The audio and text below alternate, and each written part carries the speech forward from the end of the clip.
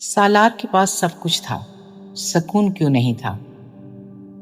کبھی کبھی انسان کے پاس وہ سب کچھ ہوتا ہے جس کے لیے دوسرے لوگ دعائیں کرتے ہیں: ذہانت، دولت، آزادی، تعلیم، اپنی مرضی سے جینے کی طاقت، اور پھر بھی رات کے کسی خاموش لمحے میں اسے اپنے اندر ایک ایسی جگہ ملتی ہے جو بالکل خالی ہوتی ہے۔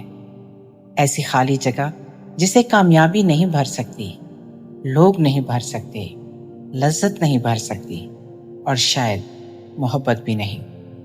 عمیرہ احمد کا ناول پیر کامل بظاہر دو انسانوں، امامہ ہاشم اور سالار سکندر کی کہانی ہے، مگر اگر اسے صرف محبت کی کہانی سمجھ لیا جائے تو شاید ہم اس کا سب سے اہم حصہ کھو دیتے ہیں، کیونکہ یہ کہانی اصل میں دو سوالوں کی ہے۔ ایک انسان حقیقت کی تلاش میں اپنا سب کچھ چھوڑ سکتا ہے، اور دوسرا انسان جس کے پاس دنیا کی تقریباً ہر سہولت ہو، اپنے اندر کے خالی پن سے کب تک بھاگ سکتا ہے؟ دو زندگیاں، دو سمتیں۔ امامہ ہاشم ایک خوشحال با اثر گھرانے سے تعلق رکھتی ہے۔ وہ طب کی طالبہ ہے۔ اس کی زندگی باہر سے دیکھی جائے تو ترتیب میں ہے، گھر ہے، مستقبل ہے، تعلیم ہے، رشتے ہیں، اس کے لیے فیصلے بھی تقریباً طے ہو چکے ہیں۔ لیکن امامہ کے اندر ایک ایسی تبدیلی شروع ہوتی ہے جو آہستہ آہستہ اس پوری ترتیب کو توڑ دیتی ہے۔ وہ اپنے خاندان کے مذہبی عقائد پر سوال اٹھانا شروع کرتی ہے اور بالآخر اپنے لیے ایک مختلف مذہبی راستہ اختیار کرتی ہے۔ ناول میں اس فیصلے کی قیمت صرف فکری اختلاف نہیں، خاندان، تحفظ، معاشرتی شناخت اور مستقبل سب اس کے ساتھ بندھے ہوئے ہیں۔ یہاں عمیرہ احمد امامہ کو کسی آسان راستے پر نہیں رکھتی۔ وہ جس بات کو سچ مانتی ہے اس کے لیے اسے وہ سب کچھ خطرے میں ڈالنا پڑتا ہے جسے عام انسان تحفظ کہتا ہے۔ اور شاید امامہ کے کردار کا پہلا بڑا سوال یہی ہے: اگر سچ آپ سے آپ کا گھر مانگ لے تو؟ اگر آپ کو یقین اور تعلق میں سے ایک کو چننا پڑے تو؟ اگر وہ لوگ جن سے آپ سب سے زیادہ محبت کرتے ہیں آپ کے سب سے بڑے اختلاف کا نام بن جائیں تو؟ اور دوسری طرف سالار ہے، سالار سکندر، غیر معمولی ذہانت رکھنے والا نوجوان، دولت مند خاندان، بے مثال حافظہ، تیز ذہن، مگر اسی ذہانت کے اندر عجیب سا اندھیرا۔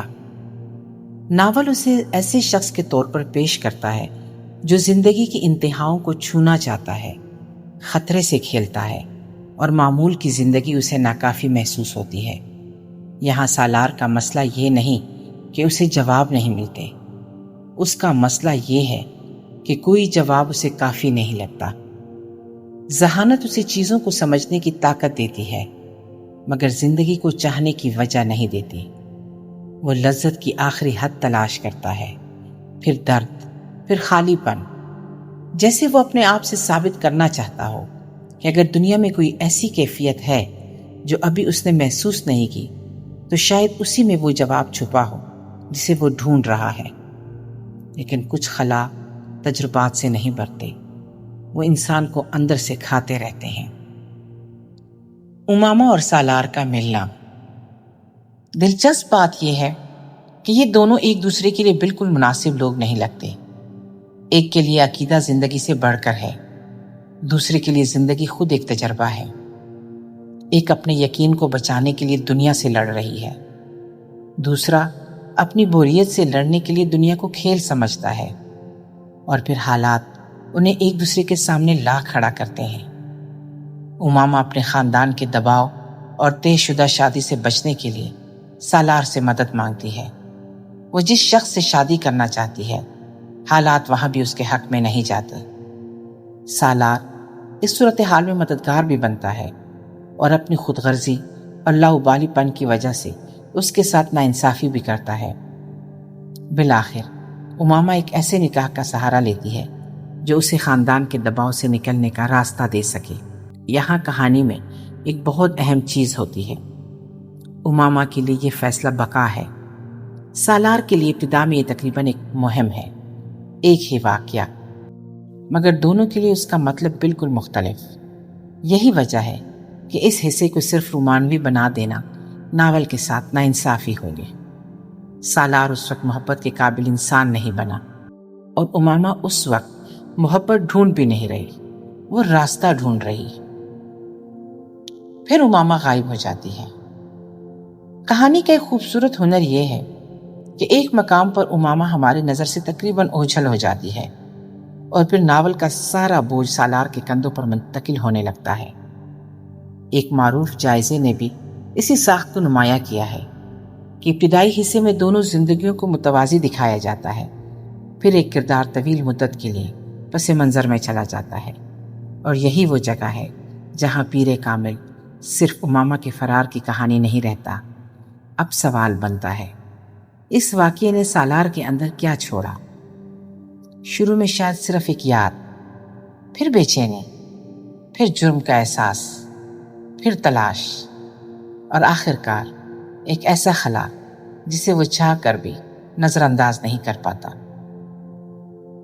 وہ ذہانت جو انسان کو نہیں بچا سکی۔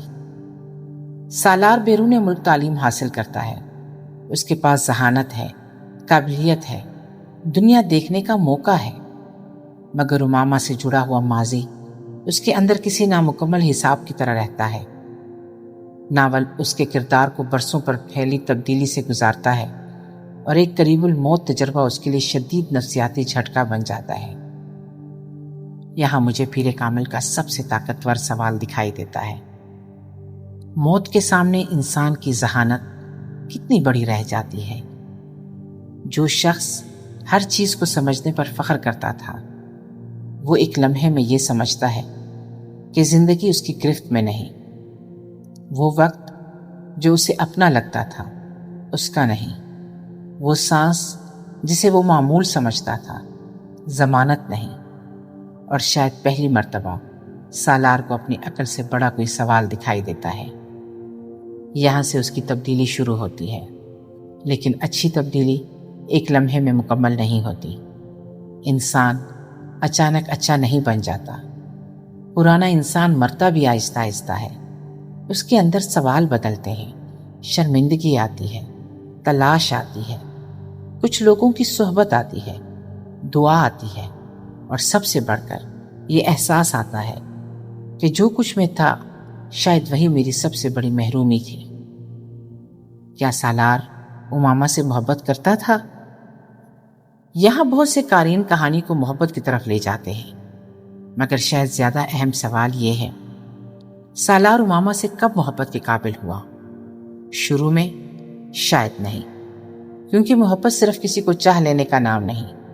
کسی کی عزت کرنا، اپنے کیے ہوئے نقصان کو سمجھنا، اس نقصان کی ذمہ داری قبول کرنا، اور دوسرے انسان کو اپنی خواہش کی چیز نہیں بلکہ ایک مکمل وجود سمجھنا، یہ سب بھی محبت ہے۔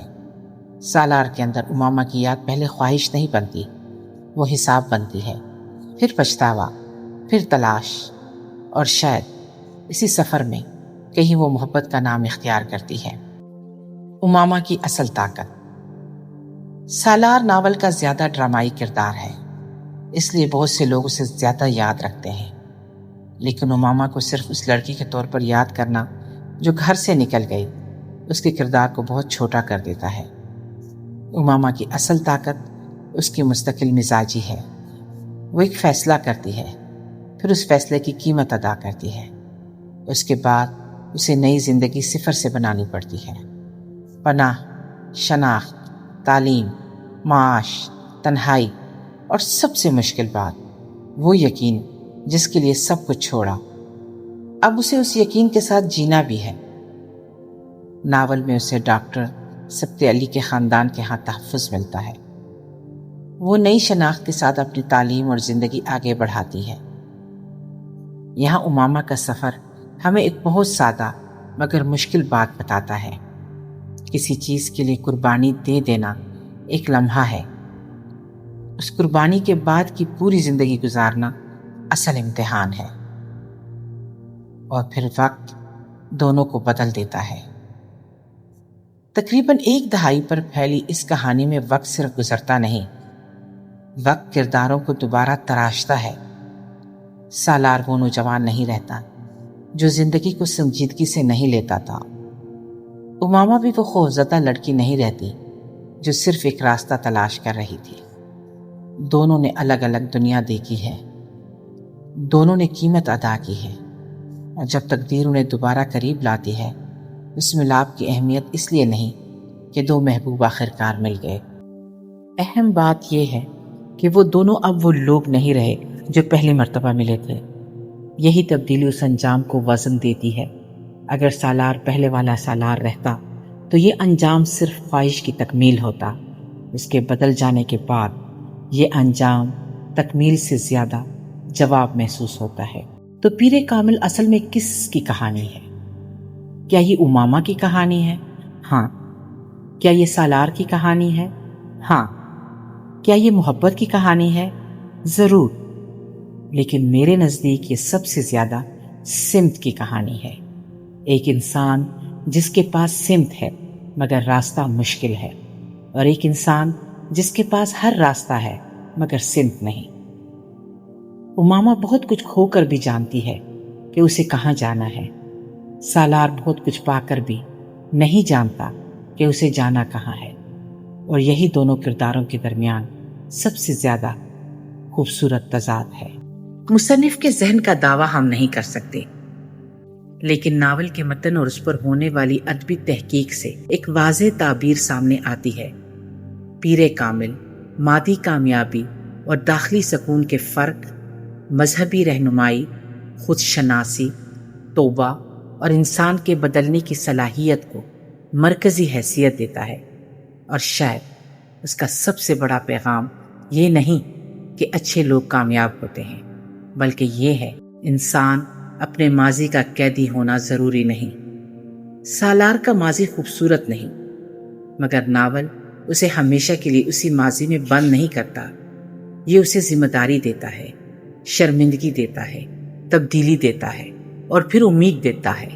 لیکن کیا ناول تنقید سے بالاتر ہے؟ نہیں۔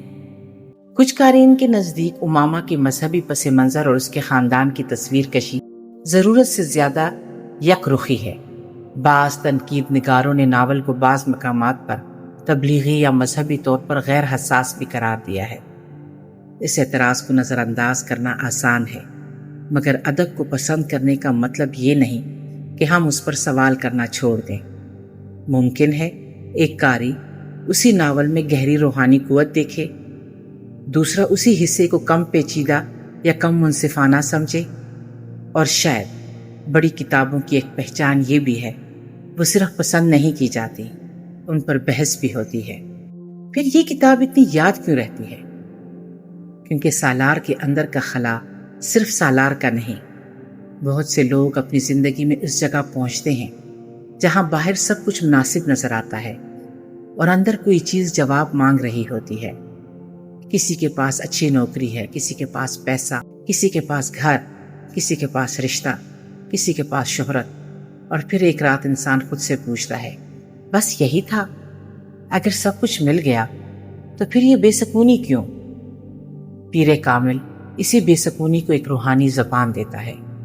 اسی لیے اسے صرف سالار اور اماما کی محبت تک محدود کرنا شاید کتاب کے ساتھ انصاف نہیں۔ کہانی کے شروع میں اماما کے پاس ایک یقین ہے مگر تحفظ نہیں، سالار کے پاس تحفظ ہے مگر یقین نہیں۔ ایک اپنا گھر کھو دیتی ہے، دوسرا اپنے آپ کو۔ ایک راستے کے لیے قیمت ادا کرتی ہے، دوسرا راستہ نہ ہونے کی قیمت، اور پھر وقت ان دونوں کو وہاں لے آتا ہے جہاں انہیں شاید ہمیشہ پہنچنا تھا۔ تو سوال یہ نہیں کہ سالار کو اماما ملی یا نہیں، سوال یہ بھی نہیں کہ اماما نے کیا کھویا اور کیا پایا۔ اصل سوال شاید یہ ہے، انسان کو کامل زندگی چاہیے یا کامل سمت؟ کیونکہ بعض اوقات زندگی میں سب کچھ مل جانا کامیابی نہیں ہوتا، بعض اوقات صرف یہ جان لینا کہ آپ کو جانا کہاں ہے سب سے بڑی کامیابی ہوتی ہے۔ اور شاید اسی لیے اتنے برس گزرنے کے بعد بھی پیر کامل صرف ایک ناول نہیں رہا، بہت سے قارئین کے لیے یہ ایک سوال بن گیا ہے، ایک آئینہ، ایک بے چینی اور کبھی کبھی ایک سمت۔ اگر آپ بھی سمجھتے ہیں کہ بعض کتابیں صرف پڑھی نہیں جاتی، انسان کے اندر اترتی ہیں، تو 16 پیجز کے ساتھ رہیے۔ یہاں ہم کہانی صرف سناتے نہیں، ہم اس سوال تک پہنچنے کی کوشش کرتے ہیں جو کہانی ختم ہونے کے بعد انسان کے اندر باقی رہ جائے۔ 16 پیجز، جہاں کتاب ختم ہوتی ہے، گفتگو وہیں سے شروع ہوتی ہے۔